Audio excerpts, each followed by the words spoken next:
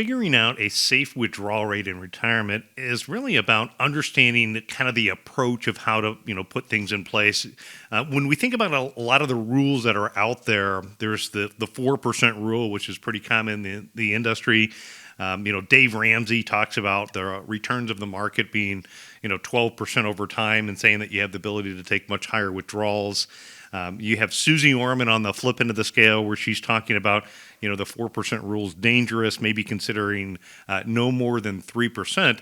And with the fear for the majority of retirees saying, I don't want to live and outlive my money, I can understand trying to figure out, what could be a safe withdrawal rate. And in the next 7 minutes, I'm going to show you exactly how to do that.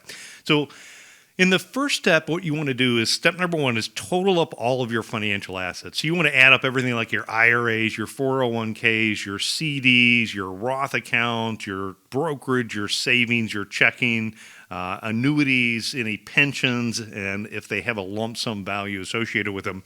It's what I call creating your financial inventory. And, for today's purpose, we're going to say that number totals $1 million that's saved up. The next thing that you want to do is you want to estimate what your annual spending needs are. And I want you to break it down into two numbers. Number one is what are your essential needs? And number two is what is your ideal income in retirement time? So when we're looking at your essentials, I want you to add up your housing, your food, your transportation, your healthcare, your utilities. So this number that you have right there, that number you have to have covered, in my opinion, when you move into retirement time from reliable income sources. The second number is your ideal income, and your ideal income is going to be all the fun stuff that you want to have in life, right?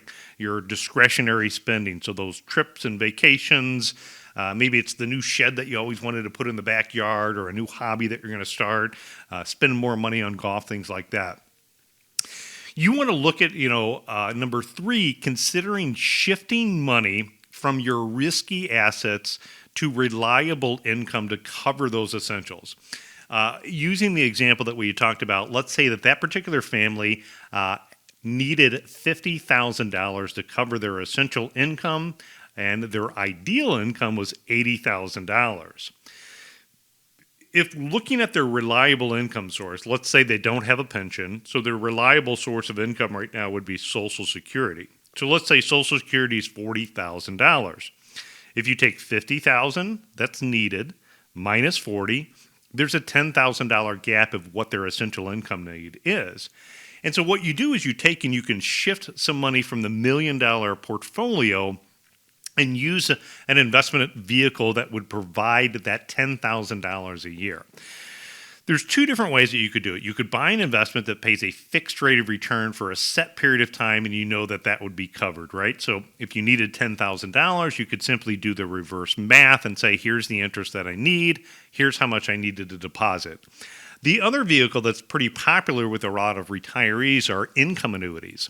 So some contracts that are out there will offer you income, and that income you can typically get from an insurance company guaranteed for the rest of your life, regardless of what the account value does. And you can go with a single life, or if you wanted to protect your spouse, you could go with a joint life option as well. So in our example, that couple, they needed to shift, let's say, $150,000 into an income annuity to generate that $10,000 gap of coverage that they have. Now they have the essentials taken care of.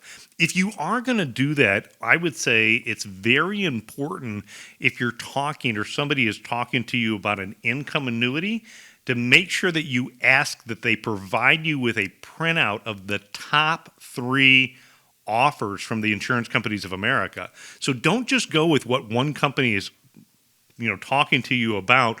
You want to compare the rates of the top 3 companies, because they can vary dramatically.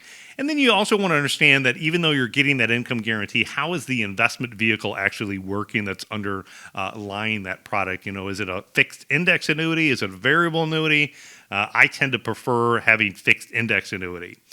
So with the money that's left over, and that money, then what you could do is you could figure out what a reasonable withdrawal rate is.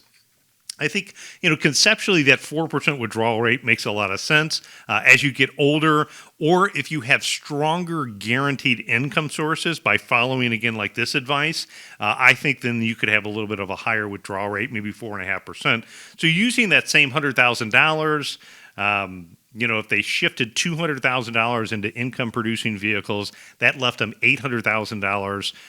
And using that 4.5% withdrawal rate would equal about 36,000. Thus, in this example, this couple could have income of about 30 or 86,000 when you add the 36,000 plus the 10,000 from the annuity income, plus the $40,000 of Social Security income.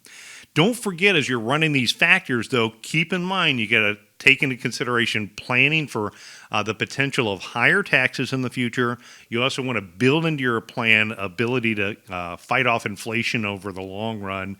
So, idea to consider is using a dramatic, dynamic, flexible withdrawal strategy, meaning that you can adjust your withdrawals based upon what the market does. Those years that the market performs a little bit better than expected, those would be years that you could spend a little bit more.